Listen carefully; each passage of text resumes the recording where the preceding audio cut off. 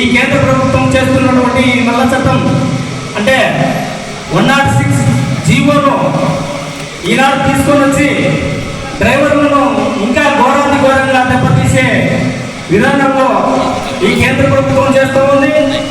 మరి ఈ కేంద్ర ప్రభుత్వానికి గట్టిగా మనం బుద్ధి చెప్పాలంటే డ్రైవర్లందరూ కూడా చేయి కలుపుకొని ప్రతి ఒక్క డ్రైవర్ కూడా మన ఆలోచన విధానంతో మన రాష్ట్ర కమిటీ మేరకు మన రాష్ట్ర కేంద్ర స్థాయిలో ఉన్నటువంటి డ్రైవర్ అన్నలంతా కలిసి ఒక దారిలోకి వచ్చి మరి డ్రైవర్లందరూ కూడా ఏకరీతిలో నడిపించడానికి ఎంతగానో ప్రయత్నం జరుగుతున్నాయి. కానీ మన డ్రైవర్లందరూ ఐక్యత కాలేకపోతున్నారు.